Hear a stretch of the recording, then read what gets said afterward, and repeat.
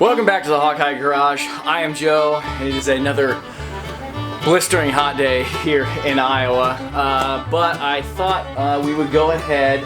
I've got this LFD skid plate sitting over here that I've had for a couple months now, and now that the suspension is all put back together and dialed in and I've got the 285s on it, I figured today would be a good day to go ahead and show you guys that skid plate bolted on, because I did find a couple little quirks, I guess, with putting it on that I thought I'd share with you and tell you why in the world I bought it. So stay tuned. Yes, I'm sorry that it's this video instead of the suspension video. It took a lot longer to do the suspension that we had planned, and then Joe's been out of town for several days, so he hasn't been had time to edit, but no big deal. We'll get that video out to you as soon as we can. So the skid plate, the LFD skid plate, if you'll remember last year, I showed you some videos where I made my own DIY skid plates. I've actually got the front one right here, and you know, it's made out of quarter-inch diamond plate, nothing spectacular. Don't pay attention to that hole there. I've been kind of modifying it, messing around with it. It was never meant to be a permanent solution. I had this bent up, and then I just mounted it over the top of the factory skids, which worked pretty good. So it got a little bent up in Tennessee last year, so I was working on bending it back into place, and honestly I was really surprised at how easily I could bend it just kind of by my body weight and some 2x4s and stuff.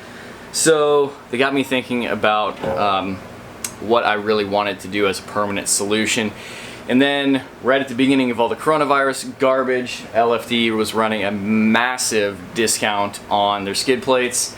So I bought one. I bought a steel skid plate. I still plan on and do actually run this on a daily basis. I had another bend put in it so that it tucks up even nicer to the 4Runner.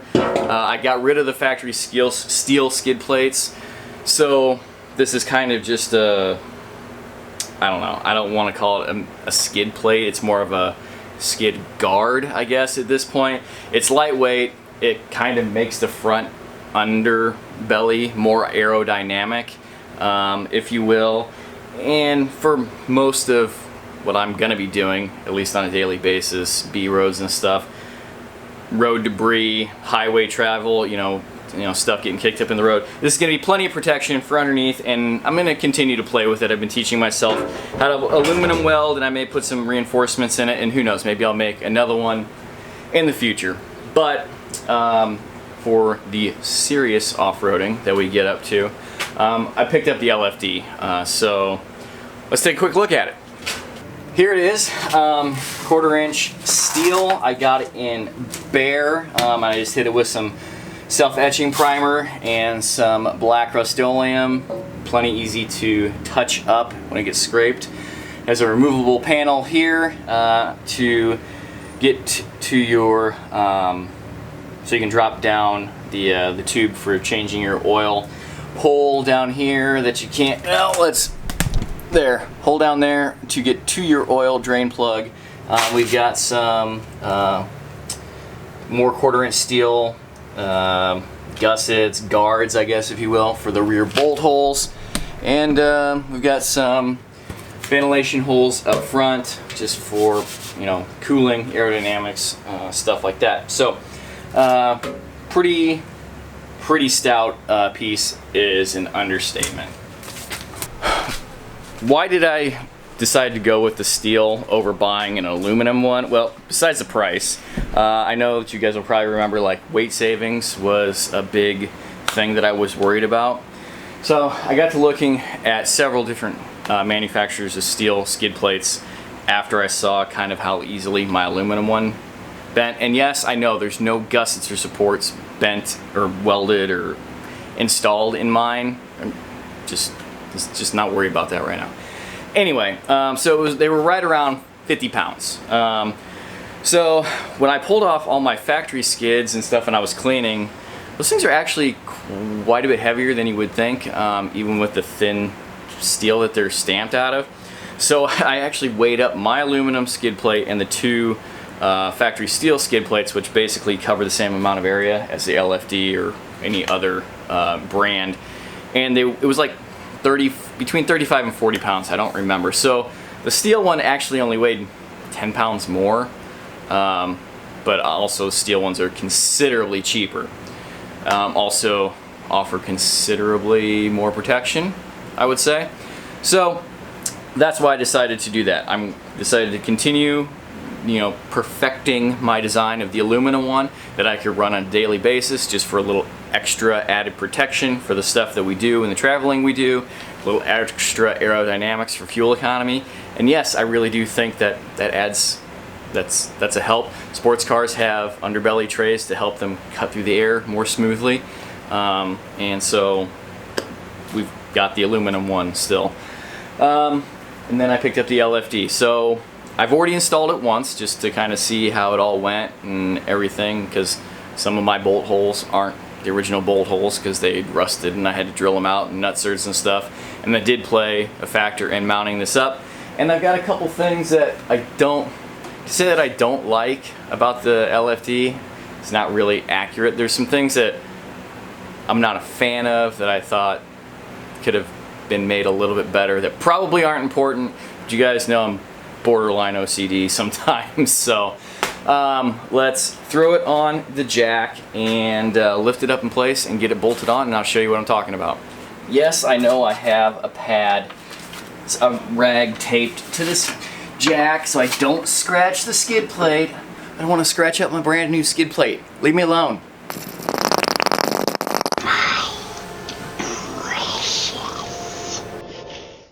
Alright, before we go underneath there, because it's going to be hard to film underneath there, obviously, my biggest, issue, complaints, whatever you want to call it, has to do with the mounting points.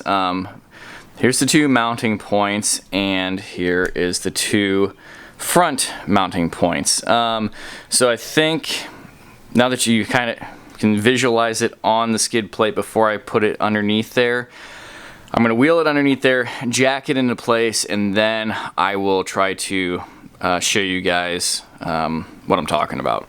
Alright, we've got it almost into place.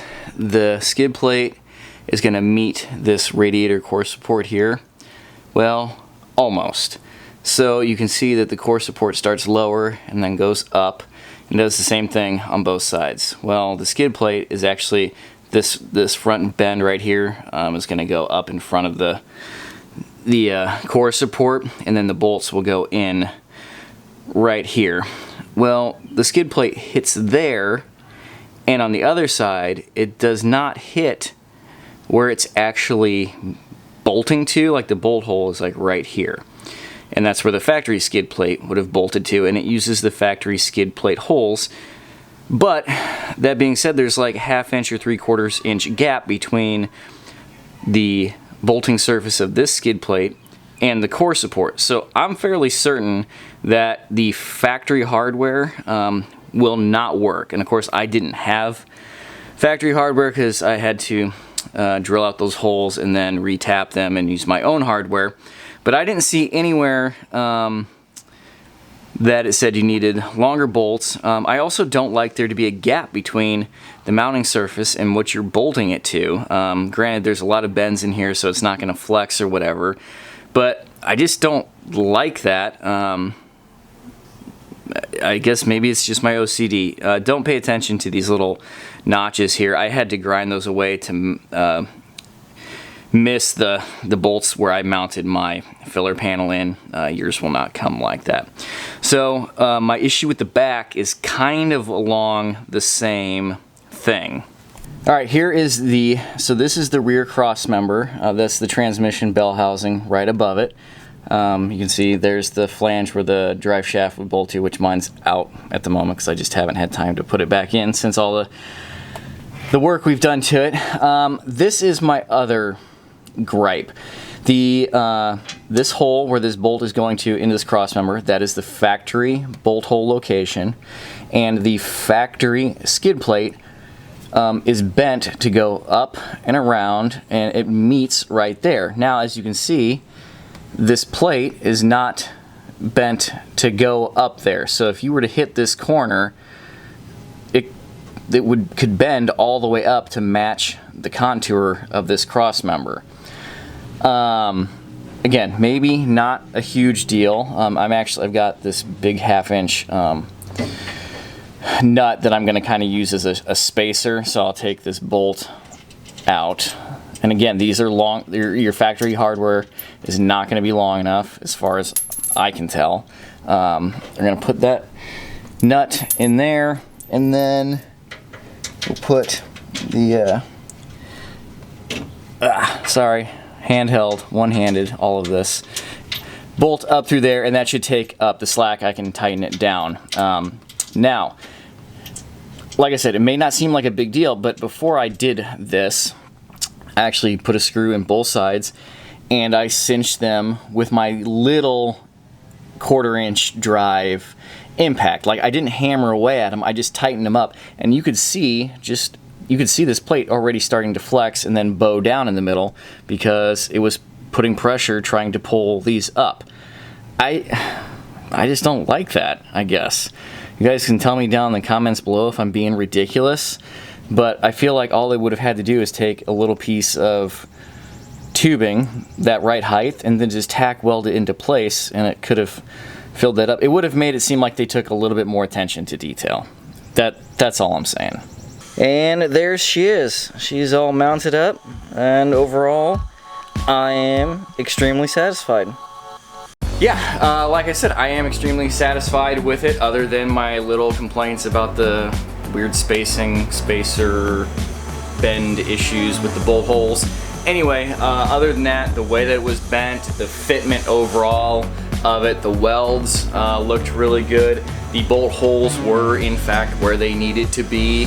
So yeah, I'm really happy with that, and I can't wait to put it to the test further down the road. So that being said, from now on, like if you guys see Instagram posts or videos or whatever where it's the aluminum skid plate back on it, just know it's because I took it off because I didn't need to have it on there for weight saving purposes, for daily driving stuff, and trying to not get it to be all rusty. So it's still here. I'm gonna go back and forth depending on my needs. Other than that, thank you for watching. Make sure you hit the links in the description below to head on over to Instagram and Facebook. Follow me over there if you haven't already. Subscribe to the channel already. There's lots of great content every single Sunday.